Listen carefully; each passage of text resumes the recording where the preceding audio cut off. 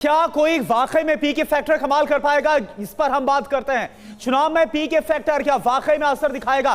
तो आप देखिए, इसको लेकर बिहार चुनाव का पीके फैक्टर पूरी जान झोंकते हुए नजर आए थे प्रशांत। और बिहार का पहला चुनाव जहां पर हर सीट पर तीसरा जो विकल्प है वो नजर आया है। 3 साल में प्रशांत किशोर की बिहार के हर इलाके में यात्रा पूरी ताकत झोंकी। हमने देखा बड़े बड़े दावे हुए, लेकिन अगर हम एग्जिट पोल की बात करें तो ज्यादातर एग्जिट पोल में जो पीके फैक्टर है वहां पर हालांकि कुछ सीटें जरूर है, लेकिन 5 से ज्यादा वहां पर बताई नहीं गई है। जाति की बजाय रोजगार, शिक्षा और सुशासन पर ज्यादा जोर रहा है। प्रशांत की अगर बात करें, सत्ता में आने पर बिहार में पलायन खत्म करने का वादा लगातार पीके करते हुए नजर आए। बनने पर, सरकार बनने पर राज्य से शराबबंदी हटाने का वादा करते नजर आए, जिसे नीतीश कुमार की तरफ से लागू किया गया।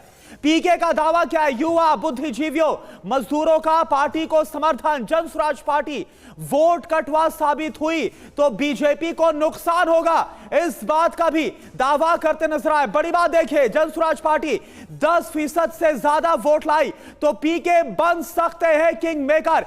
यह होता हुआ क्या वाकई में नजर आएगा? क्योंकि 8 बजे के बाद जैसे रुझान सामने आएंगे एक एक करके पता चलेगा। अंकुश श्रीवास्तव सर, आपसे भी जानना चाहूंगा, पीके फैक्टर या फिर महागठबंधन या फिर एनडीए, तमाम अलग अलग दावे, एआईएमआईएम, तमाम बहुत सारे फैक्टर्स हैं जो कि हम देखते हुए नजर आए ताल ठोकते हुए।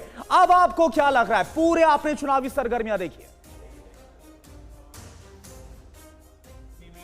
जो पीके ने नैरेटिव पूरे चुनाव का बदल दिया है, ये अगले बिहार के 25 साल को बदलने के लिए पर्याप्त होगा। पीके कितना पाते हैं कितना नहीं पाते हैं ये बहुत, अगर वो 5% से भी कम चले जाते हैं तो बात दूसरी है। अदरवाइज पीके आगे आने वाले चुनावों में बहुत बड़ी भूमिका के तौर पर देखे जाएंगे। और उससे भी बड़ी बात यह है कि चाहे नीतीश कुमार के बाहर हो और चाहे तेजस्वी का प्रण हो जाए, वो कुछ भी कसम खाएंगे तो वो पीके के वायदों पर चलते हुए नजर आएंगे। पीके ने जो ध्वनि छोड़ी है उस वॉल्यूम को वो लोग बढ़ाते हुए नजर आएंगे। और इस लिहाज से पीके पहले भी कह चुके हैं। ये बात दूसरी कि पीके का जो कहना रहा है कि मैं हर चीज में 10 साल देता हूं, चाहे वो यूनाइटेड नेशन में देने का हो, चाहे वो सेफोलॉजी का काम हो, चाहे अब ये, तो ये 10 साल में होता है नहीं होता, लेकिन इम्पैक्ट बिहार की राजनीति में पीके का बिल्कुल कुछ नया करने की कोशिश की गई है। नए वादे, नई बातें नेता के मुंह से बिहार के वोटर्स ने इस बार सुनी है। तो क्या जो विकल्प देने की कोशिश पीके कर रहे हैं वो इस बार नहीं तो भविष्य में कारगर साबित हो सकती है कि ये सारे सवाल हैं जब हम पीके फैक्टर का जिक्र करते हैं। अहम खबर, आरजेडी के एमएलसी सुनील कुमार सिंह ने चेतावनी दी है कि अगर मतगणना में गड़बड़ी हुई तो क्या होगा। मतगणना में गड़बड़ी हुई तो नेपाल और बांग्लादेश जैसा हाल बिहार में देखने को मिलेगा। देखिए, ये बड़ी बात कह रहे हैं, बड़ी चेतावनी, वार्निंग देते हुए नजर आ रहे हैं। बिहार में नेपाल जैसे हालात हो जाएंगे। कौन कह रहा है? आरजेडी के एमएलसी सुनील कुमार ने यह चेतावनी दी है, विवादित बयान दिया है। सुनिए जरा।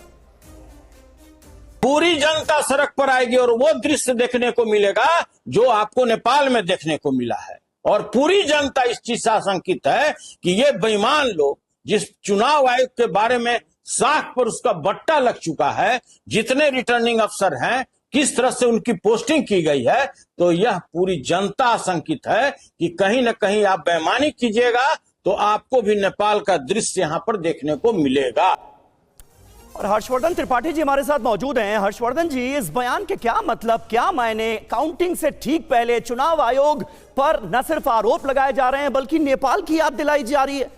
मतलब पूरे इलेक्शन प्रोसेस के दौरान, वोटिंग प्रोसेस के दौरान गड़बड़ियों की बात तो सामने आई नहीं। आज अब जब काउंटिंग डे है उससे ठीक पहले इस तरह के बयान।